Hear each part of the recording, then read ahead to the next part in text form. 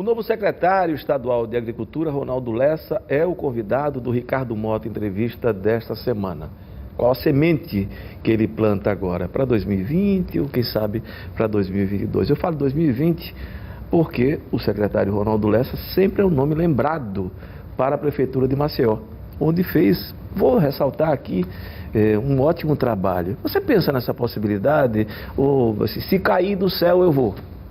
Penso. Eu penso porque foi de todos os cargos que eu já ocupei, o que mais me gratificou foi ser prefeito. Eu acho que foi onde você saiu melhor no executivo. Foi do que foi feito. Quer dizer, então eu talvez acho, o entusiasmo ali tenha ajudado.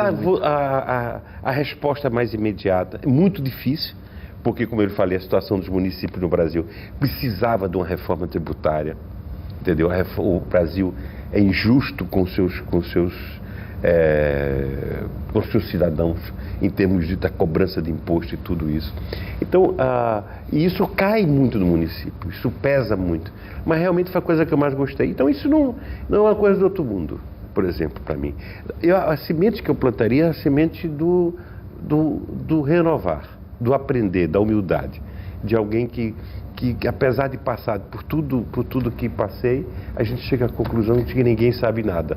A gente tem a vida... Só sei que nada sei. Só sei que nada sei. Uhum. E eu quero sabe, com o acúmulo que tenho, mas com as experiências novas que estão surgindo... Você acha que seria melhor prefeito hoje do que foi?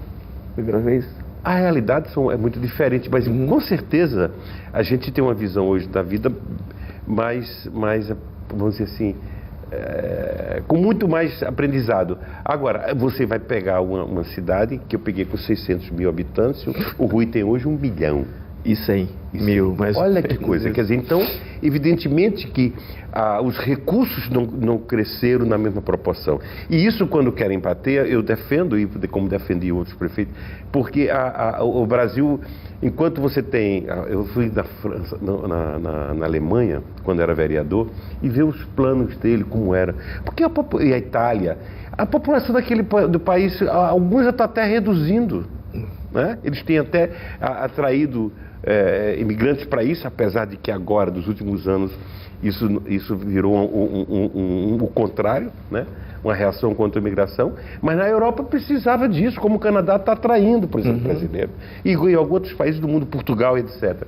Pois bem, porque há uma possibilidade de planejamento. E Maceió, como outras cidades, ela cresce exponencialmente. E o êxodo rural, uma série de outras coisas. Esse crescimento se dá principalmente na linha de pobreza, né? Por exemplo, nós somos o segundo ou terceiro estado mais pobre do Brasil. Segundo, né? A dependência do SUS é quase total. Mais de 90% da população. Quer dizer, então, você tem problemas enormes.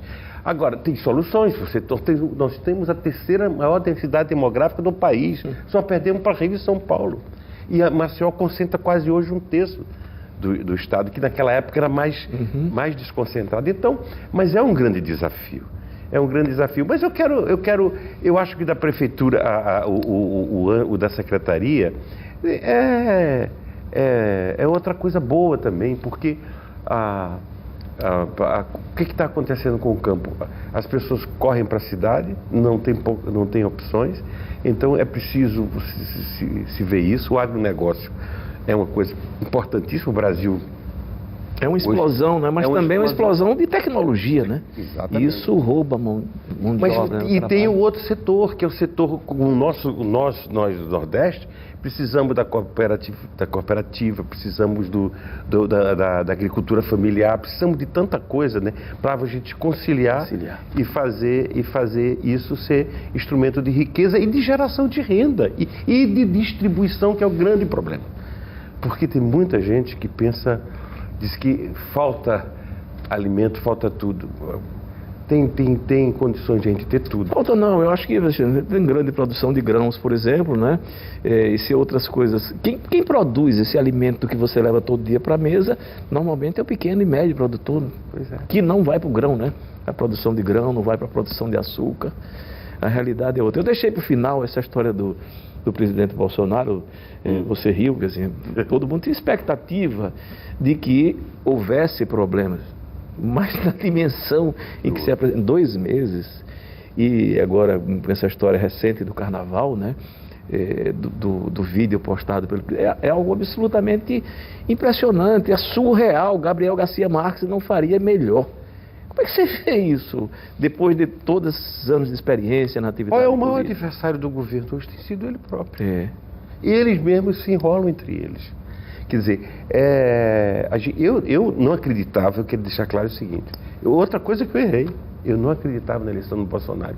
É importante ter... Mas ninguém acreditava, até a facada, eu acho que quem acompanhava o dia a dia... Não acreditava, né? Não acreditava. Pois é. E outra coisa, da mesma maneira que eu não acreditava, também não acredito que tenha tantos fascistas neste país. Também não. Não, e não existe. Repare bem, 50 milhões de brasileiros não votaram ou não votaram no presidente que está aí.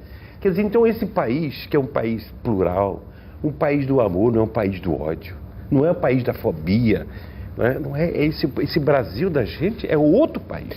Não cabe certas coisas. Se você me permite, eu acho que isso se deve muito ao comportamento das pessoas nas redes sociais, e eu vou usar aqui, talvez eu tenha usado essa frase, que é do Jaron Lanier, que escreve sobre redes sociais, é um cientista da computação, que ele diz o seguinte: as redes sociais não puxam nem para a direita nem para a esquerda, puxam para baixo. E aí vai direita, esquerda, centro, vai todo mundo. Foi o que aconteceu. Então, é comunista de um lado, existem 50 milhões de comunistas no Brasil. Imagine só. E 50 milhões de fascistas, não existe. Não há sociedade no mundo que não tenha, enfim, um equilíbrio em que as pessoas possam optar. Não, nenhum nem outro. E aí? Claro, pois é. E não existe, uma das coisas que também contribui com a lição dele, a gente viu no final, foi o antipetismo, cara. Havia uma coisa enraizada, forte, tá entendendo? Mas, enfim, tá lá e eles estão... E a dificuldade está sendo grande. Por exemplo, você pega os vídeos dele da campanha sobre a reforma da Previdência e vê agora a proposta dele de reforma da Previdência. Quer dizer, tudo isso são contradições gravíssimas que a gente vai ter que conviver e superar, porque esse país é de superação. Eu vou usar uma frase de um pedetista famoso chamado Ciro Gomes. Na primeira entrevista que eu vi do Ciro pós-eleição, ele diz: olha, está na minha frente, né, o que está na iminência de acontecer, mas eu não posso torcer pelo piloto se eu estou dentro do avião, né? Pois é, não pode. Não pode. Vamos supor, enfim, como hoje você tem, enfim, se viaja de avião, né, por aparelhos. Por aparelhos, né? Quem sabe? Pode ser que isso possa equilibrar. Seria a constitucionalização das coisas, né? Quer dizer, as instituições funcionando poderiam facilitar muito e correr menos riscos. A outra coisa que eu queria só... Pois não. Que faria. Outra coisa que também que a gente precisava também deixar registrado é, por exemplo, não há como que o nosso Poder Judiciário faça a seleção que ele tem feito. Por exemplo, o que está fazendo com Lula é escolher a quem pegar e quem não pegar. Isso é muito ruim para o país. Porque se existe uma instituição que o povo precisa acreditar mais, é a justiça. E o caso da opção do Moro para entrar na atividade política depois de presidir alguns julgamentos fundamentais da vida nacional, eu acho que foi terrível, foi muito ruim para o próprio Poder Judiciário. Não ajuda, nem para o E veja só dele, o tamanho que ele ficou depois da nomeação e da demissão da Ilana Szabo, né, para o Conselho Nacional de Criminalista e de Penitenciário. Como ele ficou pequeno. Ou seja, lá no Judiciário, ele era um magistrado autônomo, justo ou injusto, agora ele é demissível. O presidente pode demiti-lo e deixou isso bastante claro nesse episódio. Muito obrigado pela sua participação, obrigado pela sua atenção e até a próxima semana.